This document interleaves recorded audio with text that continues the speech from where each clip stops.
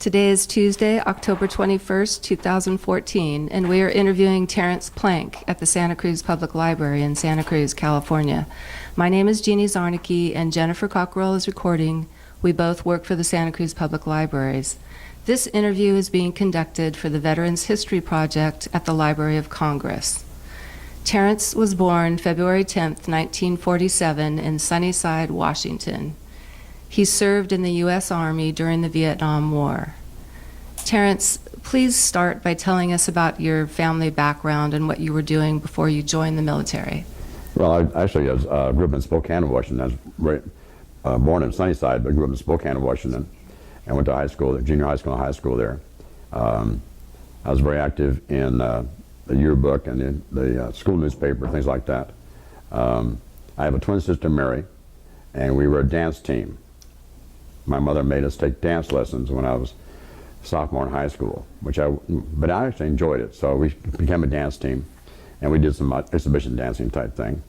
I have a little sister, Georgia, and just a very small family, a mom and dad, and the 3 kids.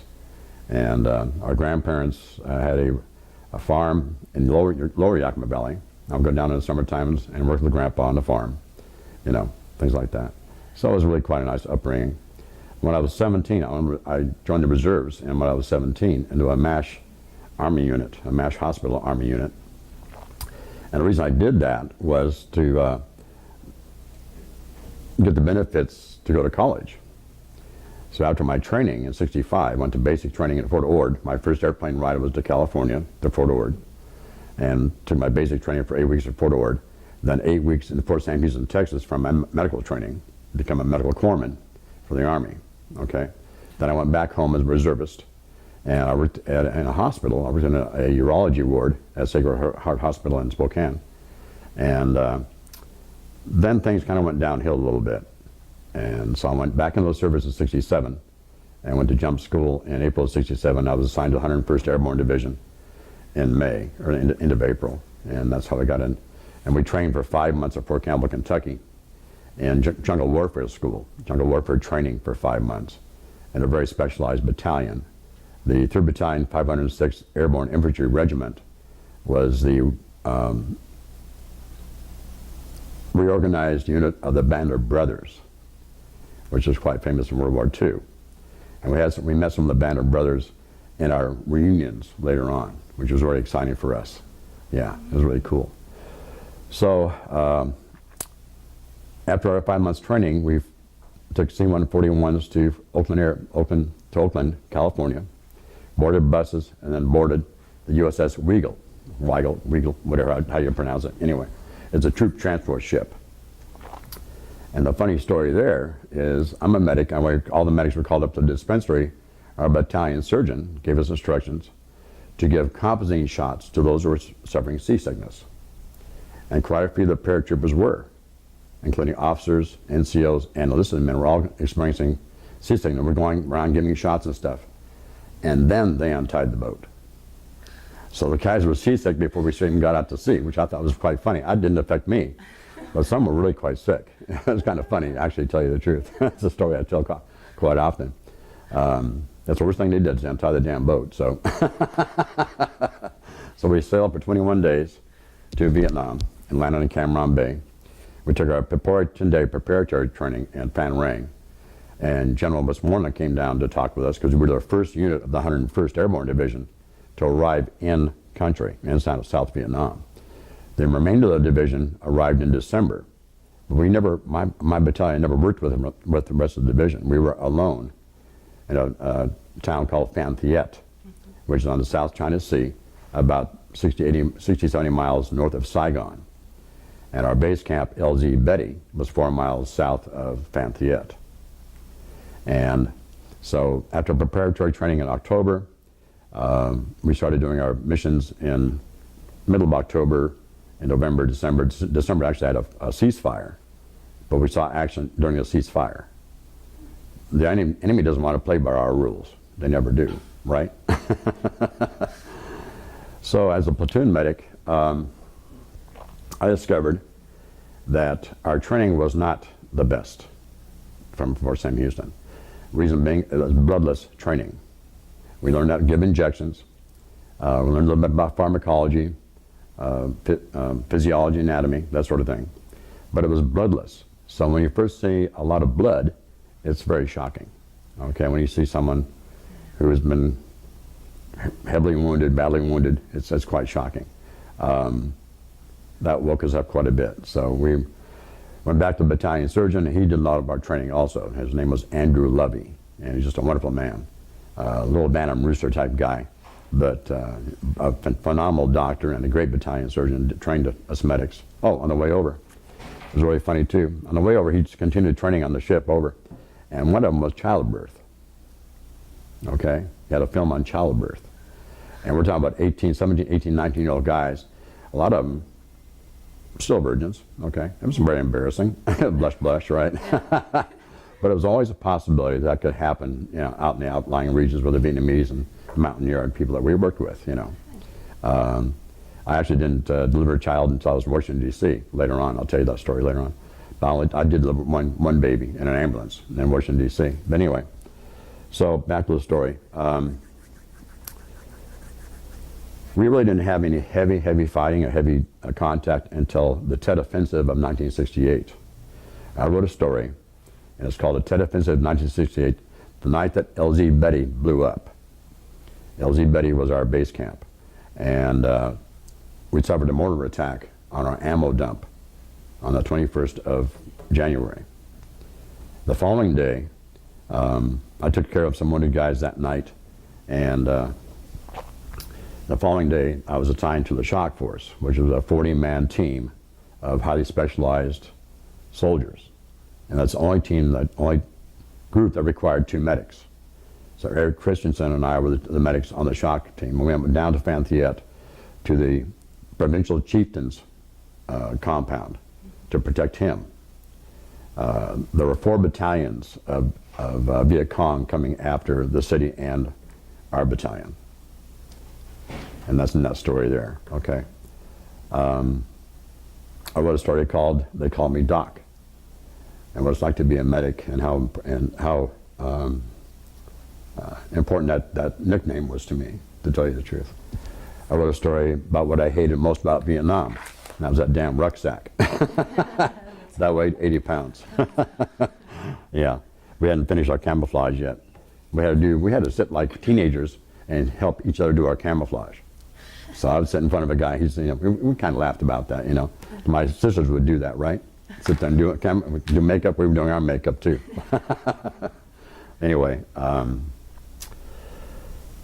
during Tet of '68, we were in a compound, and the Viet Cong could snipe from rooftops. They could send rocket-propelled grenades at us, just all kinds of things. And the biggest problem is that we were behind a wall at the compound. We had to raise up above the wall to take your shot, okay? And that would obviously bring the person's head and shoulders above the wall, making them very vulnerable to gunfire. So we had quite a few wounded and some dead. And the biggest problem was we couldn't evacuate the people. Our wounded soldiers, we couldn't evacuate. Eric and I were in a supply closet that they had provided us. And so we made that to our little clinic. And we tried to maintain these guys and maintain their pain as best we could until we can get them out of there. And it was very difficult. One of the funny stories I have is we had to help the guys to the bathroom, some of them wounded people. There was no toilet. But the bathroom had a water closet, which is a tank of water, okay, a drain, and footprints that were set up in a mosaic tile, because the Vietnamese squat. They squat to eat, they squat to talk, they squat to rest, they squat to go to the bathroom. I can say that nicely. And of course, we're not used to that. Americans don't do that, okay? So we actually had to take the men into the bathroom and support them while they did their business, okay? So it's kind of weird, huh? Kind of a weird story. Anyway, that's true. Anyway, so for that work that we did, we received the Army Commendation Medal, which is the green medal here. And we were put in for that. It was not an above and beyond the call of duty. It was our duty to do these things. but we did it so well that we were recognized for it. That's what the Army Commendation Medal is. Then, after Tet, which lasted 23 days, and the biggest thing, we could not get any fresh uniforms. And the reason we couldn't get any fresh uniforms, they discovered that there was a Vietnamese laundry on LZ Bay that we took our uniforms, our jungle fatigues into and get cleaned and starched and all that good stuff. And one of the laundry girls had drawn a map of the compound and given to the Viet Cong. And that allowed them to be so accurate on their mortar attack to the ammo dump. Let me show you a picture a little bit on one of my stories. So they actually had closed, unbeknownst to us, they actually closed. This is the explosion here of the ammo dump going up that night. Okay. That night, I was actually working on a Mars station. When we had some time off, I volunteered to assist guys making phone calls home. And the Mars station, which is a military affiliated radio system, and we would contact ham operators in the United States. Barry Goldwater had a system in Phoenix, Arizona. He was Senator Barry Goldwater, and other people. And the signal would come up about 10 o'clock at night. And we go QRZ, QRZ, QRZ until the signal came up, and then the voices would come on, and we'd talk to ham operators and the people like that for a few minutes. And then the guys would then get on it, and we'd give the telephone number to the family. They would call the family, and we have to tell the mom, the girls, you have to say over, so I can switch it back to him. He has to say over, and they had a hard time doing that, but it was so cute. To tell you the truth. The phone calls lasted about 3 or 4 minutes. I'd have a line of guys in the back, just out the door type thing. It was a little Connex container. That's all we had, and a ham operator. Anyway, I really enjoyed doing that and helping the guys out, making contact with their families at home. And so I was just walking out about 1 o'clock in the morning when the attack occurred. And I found one wounded man, Bob Taylor is his name. I took care of him. And then but the problem was I didn't have my medical kit, I didn't have my weapon. Because I felt pretty safe on the base camp at that time. So getting back to my tent, or hooch as we called it, was quite difficult. We found some other wounded guys on the way there. I got back, got my weapon, my aid kit, and I went out searching for more wounded people that night. And so it was a very, very long night. And it's quite a story, if you get a chance to read it, okay. So, like I say, the Tet Offensive lasted 23 days. And we were downtown with no fresh uniforms. We ran out of food, we ran out of ammo. Our battalion commander, Colonel Gerasi, actually came over, flew over in his helicopter and dropped ammo and food to us on the roof of the compound, on the roof of the house. And even though we were not allowed in the house, 2 guys were allowed to go up and get the food and the ammo and bring it back down so we could continue the battle and that sort of thing. The Mama San cooked rice for us a few days, and that helped a little bit. We had to use iodine tablets for the water because we couldn't trust their water, obviously, in our canteens, that sort of thing. So that was a very, very traumatic learning experience for us. One of the things that the Army does is called OJT, on-the-job training. And we got a lot of on-the-job training during that time, as you can imagine. Yeah. There were 36 medics in our battalion, and I think 18 of them were wounded during the year I was over there. Half of them were wounded. The only person moving in a firefight is the medic. And the way we move is on our bellies. And when I say crawl, I mean we're on our bellies crawling to our wounded people, okay? But you are moving, all right? And there's also a price on the heads of the medics as well.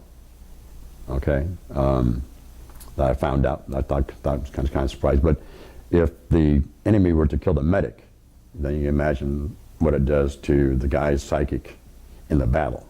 You know what I mean? Mm-hmm. So I thought that was interesting. It's okay. I'm a wanted man. First time I've ever been a wanted man. So I was forever being called on to replace medics in different units that had been injured or wounded. So I have a story here. There's no way to travel. It's parts 1 and part 2. And what happened there was I was woken up early one morning by my platoon sergeant, and he let me know that one of the medics that I really very, very close friends with had been severely wounded. And they were in the jungle in what was called triple canopy jungle. And you can't see daylight. It's actually dark inside the jungle. It's almost like nighttime in there. So I had to be inserted from the helicopter, what's called a jungle extractor, which is nothing more than a stupid little anchor that I had to get on and let the guy push me out the door. I've got a 60-pound rucksack on my back, my weapon. I'm trying to hold on to this stupid thing. My elbows, my legs are just killing me. My elbows are killing me. I was probably 150 feet in the air, trying to get me down on the ground. And that story is there's no way to travel, is in here. It's quite interesting. So the jungle was pretty thick with foliage and trees? Actually, it wasn't, because it was so dark. The sunlight could not get down to the ground. It was pretty open. It's just very dark down there. It's called triple canopy jungle. And the trees are just so thick on top, the sunlight can't reach the ground. So not an awful lot grows down there, okay? Other than leeches and bugs and snakes and all those things. So yeah, it's really, there's very little cover. There's a very dangerous area because there's very little cover in a triple canopy jungle, to tell you the truth, to hide behind, to shoot from. Nowhere to hide. Not really. It's a nasty place to be, I gotta tell you. I don't want to be there ever again. So anyway, that story is there. I got a Purple Heart. My team had been called up to a fire base, which is a base where artillery is on top of a mountain normally. Artillery sits on top of a mountain, gives them the 360-degree view of wherever they need to fire to. And we were on a mission, but we were called up to this fire base. They had been under attack a couple times, and they needed reinforcements. So there was only 6 of us, but we were the closest team available. And we got up there, humped, I think it was about 800-foot mountain we humped up with these rucksacks and stuff. Finally got up there, and that night is when the mortar attack started. And I was helping a wounded soldier to a bunker when an explosion occurred behind me, about 50 feet behind me, and I caught some shrapnel on my left hip. And that knocked us down. I finally got into the bunker and got him squared away, and we're looking for some more wounded guys. Anyway, so that's where the Purple Heart came from.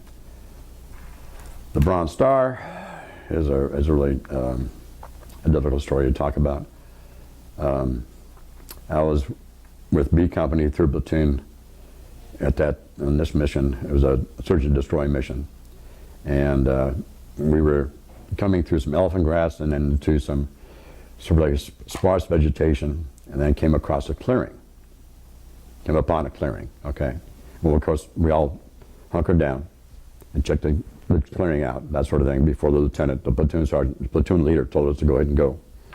And I was the 7th man in line in the column, because I knew a lot of our infantry guys were the first few guys in the column, the point man, the slack man. The slack man is the guy that walks behind the point man. The one is always looking left, one's always looking right. So, that kind of a thing. So you cover this up. So anyway, and that's when the VC opened upon us. And I hit the dirt, started scooting back into to better cover, and I looked up, and my buddy, I just saw his arm explode, his left arm explode. I saw a geyser of blood, okay? So I got my rucksack off, laid my weapon down, and I started crawling to him, and I heard the lieutenant say, "Plank, get back here, that's the direct order, get your ass back here. Do not go out there." Well, I had to go out there, because if he would have, with that brachial artery torn and his arm almost off, he was going to bleed to death in 3 or 4 minutes. So I crawled out there, and of course they were trying to shoot me and all that good stuff, and I thought for sure I was going to get hit, but I never got hit. So I got a tourniquet on him, and I tried to crawl back to the platoon, but I got pinned down, so I couldn't go anywhere. I went back to my buddy and kind of used his body as a shield. He got hit one more time, until the firefight was over with. So the lieutenant came out, and he cussed me out for not following his direct order, but then gave me a Bronze Star. I told him I'd do the same thing I'll do the same for you. Same thing for you, sir, I think. So that's where the Broad Star came from. So I enjoy writing the stories. I enjoy telling the stories sometimes, and hope that people enjoy those. Okay, I have a great deal of respect for all veterans, and the guys just do a heck of a job. It was a futile war. There's no reason for us to be over there. It was absolutely ridiculous to lose 50,000 kids over there. Just no reason whatsoever. I do not agree with our policies when it comes to going to these foreign countries and trying to fight their fight. You know, it's just and what I see coming from Afghanistan and Iraq and with all the amputees and that sort of thing just breaks my heart. It really just breaks my heart. You know. So anyway, I got out. When I got back from Vietnam in 1968, they discharged me. I'd only been in a year. What's going on here? I have no idea what's going on. I think part of it had to do with my reserve work, my reserve type thing. So I went back to Spokane, and I lived above an Italian restaurant, and I sold Kenny shoes. Horrible job. Absolutely horrible job. You're not a size 7 man, you're a size 9. I'm a size 7. So anyway, things weren't going very well, so I went back in again in 69. And I had a wonderful, I don't know how this happened, I was assigned to Fort Myer, Virginia, at the Radar Army Clinic there. Fort Myer is at Arlington Cemetery. Yeah, that's the base where the Third Army Honor Guard is based right there. That's where the caisson for President Kennedy's funeral is based right there, the horses and everything. That's where John Philip Sousa marched. That's where General's Row is. So I was there for 9 months. It was phenomenal. It was a great posting because of the location of Washington, D.C., the Pentagon, all those things. And I worked as a night NCOIC for the clinic, which was 6 p.m. to 6 a.m. And we had ambulance section and X-ray and lab and all those things, emergency room doctors, but not a hospital. So we had to transport people to Walter Reed and Bethesda and Fort Belvoir, Virginia, and that sort of thing. So I was in charge of all that at that time. So I worked for a wonderful man named Colonel Kostecki, and his name is mentioned in the novel The Devils of Baggy Pants. He was a lieutenant doctor on Crete during World War II. And he took care of the generals and the generals' wives and Maxwell Taylor and General Bradley and people like that. So it was really quite a posting. I really enjoyed it. Then after that, I went back down. I was assigned to the 82nd Airborne Division at Fort Bragg, North Carolina. And so when I got on base, reporting in for duty, the admin guy says, "Well, Doc, where do you want to go?" "Well, I go to recon." He started. I said, "What is your problem?" He's laughing, right? "What are your problem?" "Recon is the All-American Chorus." I said, "Excuse me?"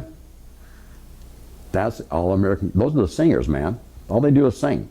I said, "No, don't sing me there." Okay, well, I did some singing in school and stuff. Anyway, next thing I know, so I'm assigned to another battalion, and next thing I know, here comes this lieutenant and this sergeant, and they said, "We need a senior recon medic in the recon platoon." "Yeah, but aren't you the chorus?" "Yeah." I said, "Have you done any singing?" I said, "I did a little singing, yeah, sure, you know." My voice changed a bass in 8th grade, so 9th grade I was singing adult choir at church. Anyway, so I did a little bit of singing. So they told me what they did, and they ran recon school, but at night they performed a cappella for dignitaries coming to Fort Bragg. But they also traveled, high schools, colleges, that sort of thing, for PR work for the Army, okay? I said, "Oh, that sounds pretty cool." So I went in the latrine and sang "God Bless America" or something like that, because latrines have great sound. It's just amazing, they really do. I mean, a lot of guys sing in the latrine because they have great sound. The acoustics are wonderful. Anyway, so I did, and I joined the group, and we had a wonderful, it was a great experience. We tested the T-10 stirrup chute, we ran recon school, we broke out and ran 8 miles every morning. And one of the guys was a bit of an artist, and one of our nicknames were Tweety Birds, because we sang.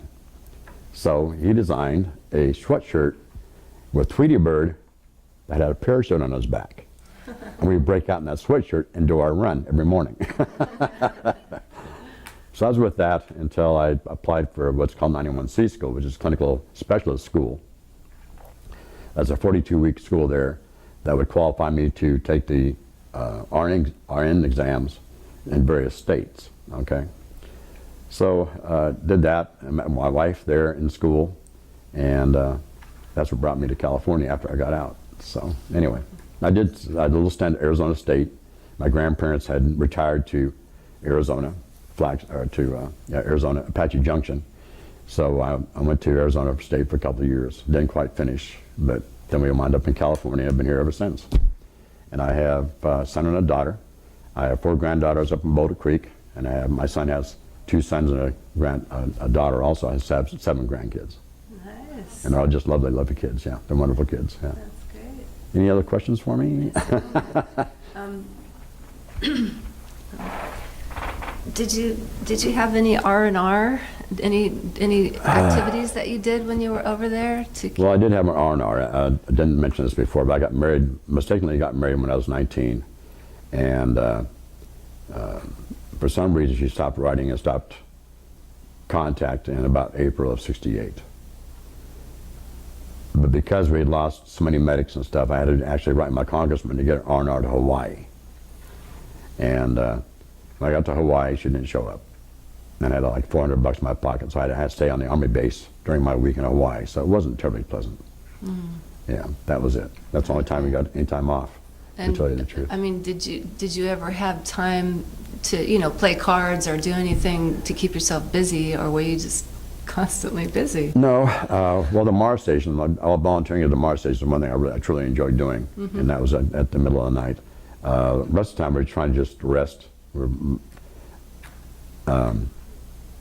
Keeping hydrated was very difficult. That was the biggest problem. Almost everybody was dehydrated, type thing. So after a mission, we just tried to rest as much as we could. Play some cards, play a little chess. The guys played music, that sort of thing, But it wasn't all that terribly pleasant. There wasn't a enlisted man's club there, nothing like that. There was no U.S. I think we had one or two USO shows. Oh, I know what they did. They would show us films at night, like Combat. Are you kidding me? They showed Combat and Gunsmoke and some of those films they would show at night, but it was an awful lot of fun, so I didn't really get involved in that too much. Okay. But I enjoyed the Mars station work, though, helping the guys make phone calls home. And you said it was when you were in D.C. that you delivered a baby? I did, yes, as a matter of fact. We had a lady come in one night in labor pains. And like I said, we're not a hospital, okay? Well, I was a senior medic in charge, and I actually got in the ambulance with my driver heading toward, I think it was Bethesda. She was a naval gal, so I had to go to Bethesda, Maryland, and we didn't quite make it. And so I delivered a baby in the back of the ambulance. And I remember my training from the film, too. Dr. Lovey had shown us in '67 on the boat, on the ship. And it helped a lot. It was messy. Oh, anyway, I don't want to talk about that. It's a messy thing. Anyway, yeah, little boy, as a matter of fact. I was very proud of that. Yeah, it was kind of cool. And was it difficult for you to readjust to civilian life when you came back home? Yeah, it was. When I went to Arizona State, I was, 25, 26 years old, something like that. And of course, the kids were 18, 19-year-old right out of high school. And when I was starting to hear what they were talking about and how their attitude toward Vietnam and toward the soldiers, I just kept my mouth shut. But I didn't like what I was hearing at all. I didn't care for it. They were blaming us, the kids, for causing the war. We didn't cause the war, okay? And we didn't run to Canada. We did our duty, but I wasn't happy about that. No, not at all. So it has affected me. I am a disabled vet with PTSD. So it's affected me since that time. Yeah. Mm-hmm. And how did your service and the experiences affect your life overall? There was a time that I had anger issues. there's something called survivor's guilt that occurs. There's just a lot of things that go on, you know, nightmares, things like that. So it's been going on for many, many years. Yeah. So I would say I was pretty affected. You know. So. Well, is there anything else you'd like to add that we haven't covered? No, I think that the program for Library of Congress is a wonderful program, and I hope that more people become involved. I think you need more publicity on it. I mean, the information needs to get out there. Okay. A lot of guys have stories to tell that they'd like to get out there, that they can tell our families. Like I said, my family's never seen his medal before, now they will. They've read some of my stories, but not all.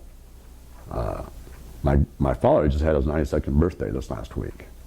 And so my sister, Georgia, she copied his stories and put them in folders for him. So he's never seen his stories before. So I'm waiting to see what his reaction is to that. Yeah, so, yeah, it's a very important program, I think. Yeah, thank you very much for the opportunity. Thank you for coming and sharing your story with us. We really appreciate it. You're welcome. Thank Okay. you.